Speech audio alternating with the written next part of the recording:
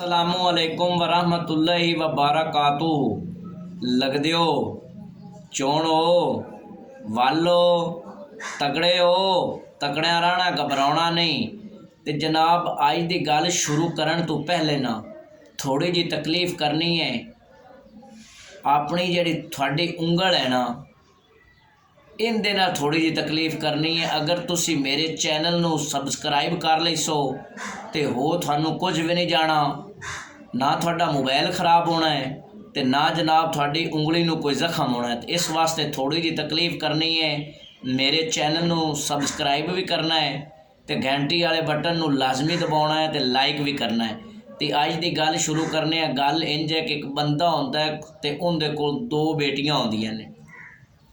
जनाब उनदे कोल दो बेटियां होंदियां ने तो एक बेटी की शादी कुबारां ले कर छड़दा है तो एक बेटी की शादी जिमीदारां ले।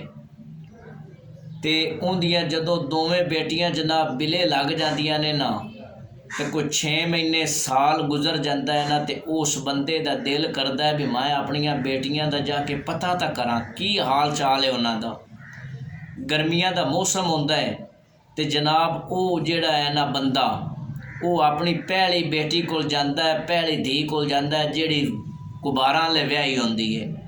तो उहदे जनाब मिलदा मुलदा है, बहंदा है, वो बड़ी खिदमत सेवा करते हैं। तो अपनी धी तो पुछदा है बेटा सुना की हाल चाल है तेरा, किवें हालात ने।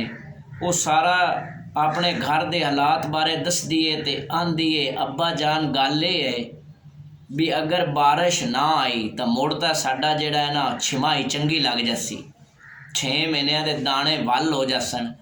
जे अगर बारिश आ गई तो फिर कोई शायद लभनी नहीं, क्योंकि बारिश पाई जानी है तो जिहड़ी असी भांडियां वाली लावी पाई हुई है ना वो भांडे साडे खराब हो जाने ने। उनका जनाब उस जिहड़ी कुड़ी है उनका प्यो ये गल जदों सुनता है ना खामोश हो जाता है। तो अगले दिन उत्थों टुरदा है तो टुरदा टुरांदियां अपनी जिहड़ी दूई धी है ना जिहड़ी जिमीदारां ले व्याही होंदी है उनदे कोल जांदा है तो उन्होंने मिलदा बुलांदा है तो हाल चाल पुछदा है तो उन्होंने आंदा धीए सुना की हाल चाल है तेरा। धी होंदी आंदी ठीक ठाक हाँ अब्बा। तो वो अगों जवाब देंदी है कि मुंजी लाई हुई है, मुंजी गड्डी हुई है, अगर आ गई बारिश तो दाने हो जासन वल, दाने 6 महीनों के चोण हो जासन। जे अगर बारिश ना आई तो फिर थोड़े ही होने ने। तो जदों इतनी गल उस कुड़ी का प्यो सुनता है ना तो वो पता है की जवाब देंदा है। ये बड़ी ना मशहूर कहावत ते अखान है।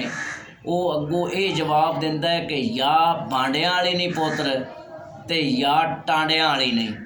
एक गल तुसां सुनी होनी है, बड़ी मशहूर गल है। तो ये गल का मतलब यही है। तो मेरे बेलियो तो सजनों अल्लाह थानू खुश रखे। अज की गल छोटी जी आई, अल्लाह थानू खुश रखे। अल्लाह निगहबान।